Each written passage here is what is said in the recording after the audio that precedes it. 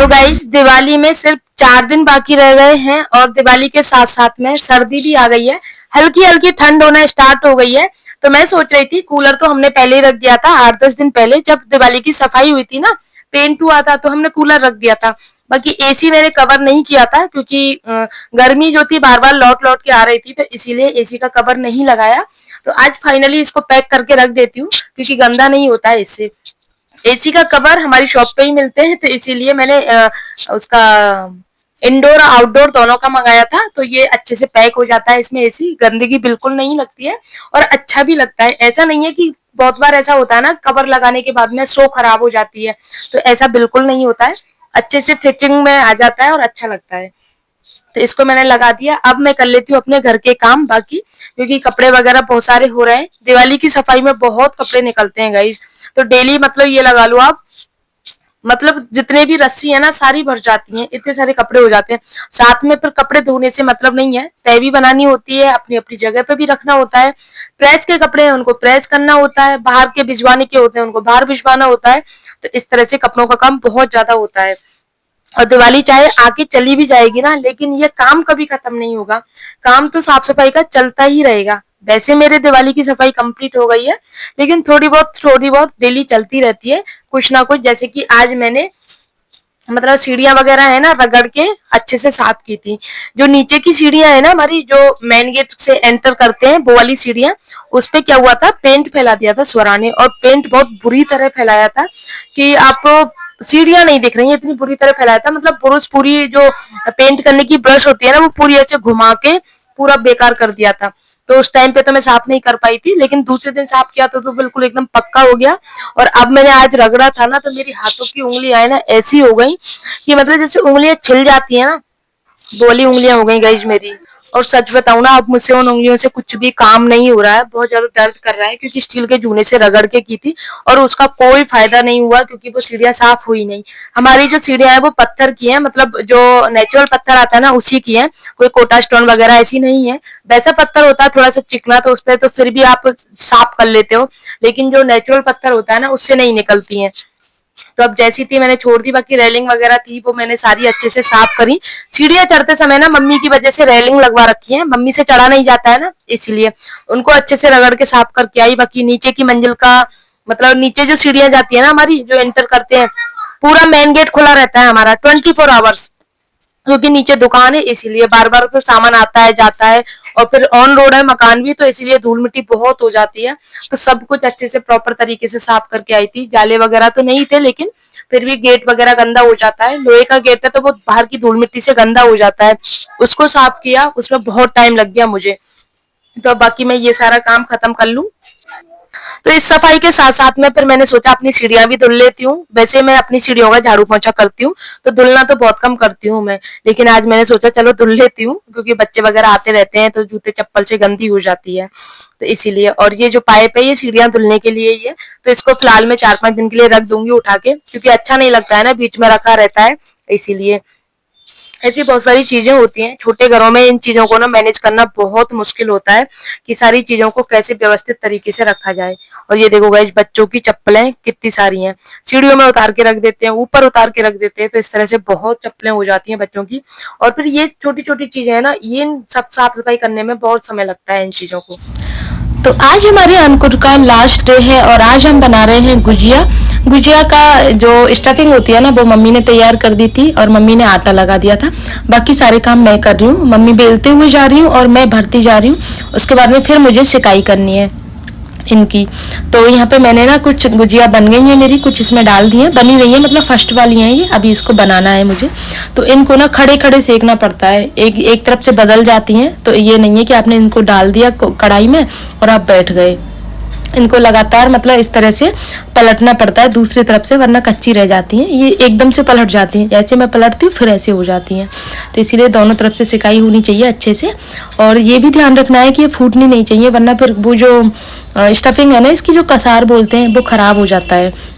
तो इसीलिए यहाँ पे जब एक बार तल गई थी वो मैंने निकाल ली। अब मैं दूसरी वाली, दूसरे जो घान बोलते हैं ना उसको डाल रही हूँ।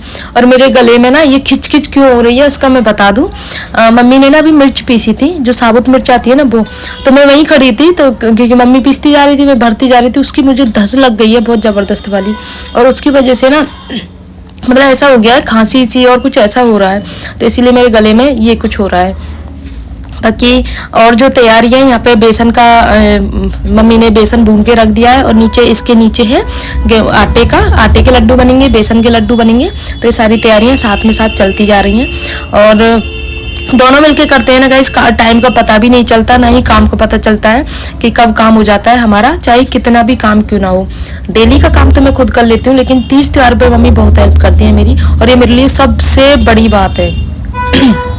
वरना बहुत जगह ऐसा होता है ना, तीज त्योहार पे हेल्प नहीं होती, कोई भी साथ देने वाला नहीं होता है, तो फिर तीज त्योहार पे तो वैसे बहुत सारे काम होते हैं, लेकिन मेरी सासू माँ जो है ना मेरी बहुत हेल्प करती हैं इस चीज़ में। तो यहाँ पे मम्मी ने बना दी थी मैंने, तो इनको फ्राई कर लेती हूँ, और इनको सिकाई करने में मुश्किल से 2 घंटे लगे थे सब कुछ को, क्योंकि उसके बाद में मीठी मछली भी बनाई थी, ठौर भी बनाई थी, बहुत सारी चीज़ें बनी थी, तो सिकाई करने में तो टाइम लगता है ना। 2-3 घंटे की तो गुजिया थी, और साथ में फिर खाना भी बनाया था मैंने, मतलब पापा का खाना बनाया था, बाकी हम सबका तो व्रत है, आज एकादशी है ना इसलिए, तो पापा का खाना बनाया था, बच्चों को सुबह स्कूल के लिए खाना बनाया था, फिर घर की साफ़ सफाई भी की थी। इस तरह से बहुत सारा काम हो गया था, लेकिन साथ में साथ अन्नकूट का काम भी होता जा रहा है, और हम अन्नकूट का काम भी कर रहे हैं, घर का काम भी हो रहा है, और मुश्किल से हमारा 11 साढ़े 11 बजे पूरा काम हो जाता है। उस ये क्यों होता है, क्योंकि सुबह जल्दी उठते ही हम काम में लग जाते हैं, मतलब सुबह मेरा ये है 5:45 बजे उठने का, उसके बाद मैं नहाना धोना पूजा पाठ करने के बाद में फिर मैं अपने काम में लग जाती हूँ। बच्चों का स्कूल भी होता है, घर का काम भी होता है, साफ़ सफाई, कपड़े, तो बहुत सारा काम होता है। लेकिन फिर भी अगर आप सिर्फ काम को काम की तरह करो ना, उसको मतलब बोझ की तरह ना करो ना, कि यार ये अभी तो ये काम हो गया, एक और है, ये और है, ये और है, तो ऐसे नहीं होता है, फिर वो ना सिरदर्दी बन जाता है काम। और अगर आप इंजॉय लेके करो ना, हाँ सब हो जाएगा, आराम से हो जाएगा, मिल के कर लेंगे, तो फिर वो काम आसानी से हो जाता है। और मैं कभी काम को बोझ नहीं समझती कि ये काम अभी रह गया है, ये और करना है, आजा आराम से हो जाएगा। मैं मम्मी से भी यही कहती हूँ, मम्मी बहुत सारा समय आराम से हो जाएगा, कोई जल्दी नहीं है किसी चीज़ की, 10 मिनट लेट हो जाएगा, 1 घंटे लेट हो जाएगा, दिन तो हमारा है ना, काम तो हमारा है। तो इस चीज़ में मम्मी लेके ये रहती है, तू कभी मतलब काम के लिए ये नहीं कहती मम्मी बहुत सारा काम है। बहुत से लोगों की आदत होती है काम काम का गीत गाने की, इतना सारा काम पड़ा है कैसे होगा, लेकिन मेरी आदत ये नहीं है। तो जैसे मेरा काम खत्म हुआ तो मैं साड़ी में फॉल लगाने के लिए बैठ गई, क्योंकि ये वाली ब्लाउज तो मैंने कल सिल लिया था, लेकिन साड़ी में फॉल रह गई थी, तो मार्केट जाके साड़ी की फॉल लेके आई। फिर इसको मैंने सोचा इसको कंप्लीट ही कर देती हूँ। अब दिवाली का त्यौहार है तो किसी दिन सुबह पहन लूँगी, दिवाली पे, गोवर्धन पूजा पे, अन्नकूट पे, या फिर दोज वाले दिन कभी भी। और एक चीज़ और गाइस, अब दिवाली आ रही है, दिवाली पे भी तो आप लोगों को अच्छे अच्छे ब्लॉग्स मिलेंगे बाद में, दिवाली के बाद में भी आप लोगों को अच्छे अच्छे ब्लॉग्स देखने को मिलेंगे, क्योंकि अभी कुछ नहीं बता रही मैं आप लोगों को, धीरे धीरे सब कुछ पता चल जाएगा मेरे ब्लॉग के माध्यम से। तो प्लीज़ ब्लॉग में ना आप लोग बने रहना, सब्सक्राइब करके रख लेना। आप लोग बीच बीच में स्किप कर जाते हो, आप लोग स्किप मत किया करो, पूरा ब्लॉग देखा करो, जिससे आप लोगों को ना सारी चीज़ें समझ में आए। मेरी जो लाइफ जर्नी है ना वो मैं आप लोगों के साथ में फुल शेयर करती हूँ, सुबह से लेके शाम तक सब कुछ जो भी मैं घर में करती हूँ, बच्चों का, घर का, बाहर जाना, सब कुछ तो आप लोगों के साथ में शेयर करती हूँ। तो आप लोगों का भी फर्ज है कि आप मेरी वीडियो को लाइक करो और एक प्यारा सा कमेंट कर दिया करो। अगर आप कमेंट करते हो ना मुझे सच में बहुत खुशी होती है, तो प्लीज़ आप लोग ना अच्छा सा कमेंट कर दिया करो, ये मेरे लिए बहुत बड़ी बात होती है। तो दोपहर को ना रेस्ट कर लिया था थोड़ी देर के लिए, हर्षित सो जाता है तो मैं भी रेस्ट कर लेती हूँ। उसके बाद में फिर मैं लग गई सागर की तैयारी करने में, क्योंकि मुझे सागर बनाना है। सब लोगों का फास्ट है, मतलब पापा ने भी बोला था कि मेरे लिए भी सागर ही बना लेना, पराठे मत सेकना, तो मैंने बोला ठीक है। और मतलब भोग लगा दूंगी ठाकुर जी का, तो बच्चे खा लेंगे, बाकी सब लोगों के लिए फिर दोबारा बना दूंगी, तो इसीलिए मैं पहले तैयारी करके रख लेती हूँ सारी। तो अभी मैंने आलू काट लिए हैं कटलेट के लिए, और कुट्टू की पकौड़ी के लिए भी काट लिए हैं। साथ में ये बना रही हूँ मैं रायता, आलू का रायता। तो पहले मैंने रायते जो दही है उसको अच्छे से फेंट लिया था, और साथ में ही मैं बना रही हूँ कुट्टू की पकौड़ी के लिए घोल तैयार कर रही हूँ। और उधर कुकर में आलू उबल रहे हैं, तो एक साथ में कई काम हो रहे हैं, तो आप मुझे मल्टी टैलेंटेड बोल सकते हो। तो और इधर इसमें मैं पानी डाल के और घोल तैयार कर देती हूँ, तो इसको उठा के रख दूंगी, थोड़ा सा फूल जाएगा। जब फूल जाता है तो अच्छी बनती है पकौड़ी। और रायता भी बन गया है, आलू का हलवा भी मैं बना ही लूँगी, तो सारी तैयारी हो गई है। उसके बाद में फिर मैं जाऊँगी दर्शन।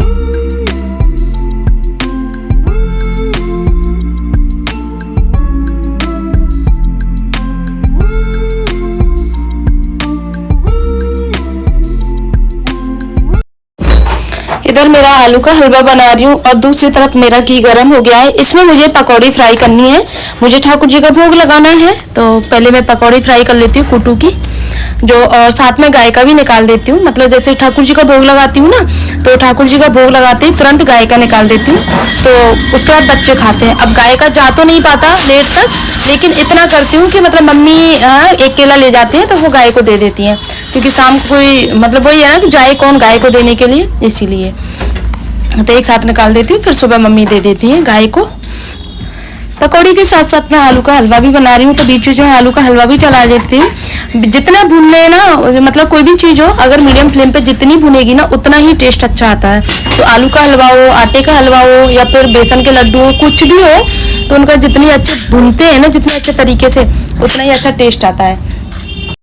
तो इधर मेरा आलू का हलवा भी बनके रेडी हो गया है गाइस। तो इसके बाद फिर मुझे साबूदाने बनाने हैं और फिर ठाकुर जी का भोग लगा के फिर चलते हैं दुर्गा जी के दर्शन करने के लिए। अच्छे से भून गया, मैंने चीनी वगैरह सारी चीज़ डाल दी है, इसको खाली कर लेती हूँ।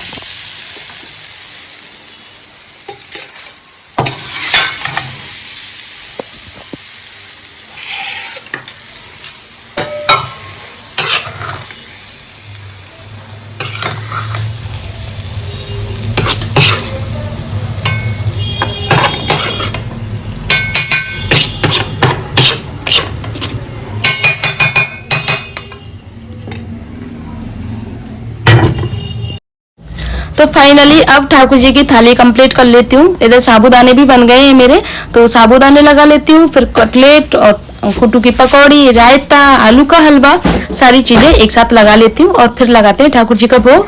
बच्चों को भी भूख लगी है, स्वरा कई बार पूछ चुके हैं मम्मा कितनी देर लगेगी, और फिर दर्शन करने जाऊंगी तो बोल रही थी मम्मा कि पहले हम खा के जाएंगे, जब तक आप तैयार होंगी तब तक हम खाना खा लेंगे। तो मैंने बोला ये भी ठीक है, वरना फिर इनको ना रास्ते में आते आते भूख लग जाती है, फिर इनका रास्ते में कुछ भी दिखता है ना बस वही मांग लेते हैं, तो फिर मुझे बहुत दिलाना पड़ता है। और मैं मार्केट की कोई भी चीज़ बच्चों को नहीं देती हूँ, जितना हो सकता है घर की चीज़ें ही देती हूँ बच्चों को, तो इसीलिए।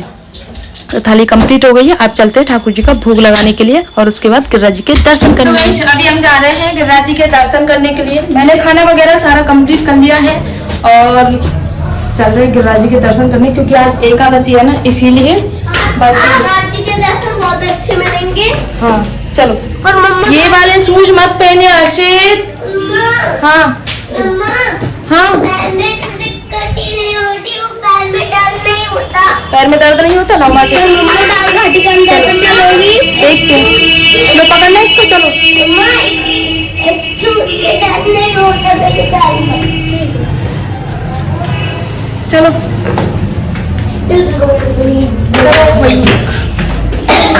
बहुत लगते चला जा, सीधे चलना, नीचे दुकान मत बोलने की जा रहा है। जाने दो इसको।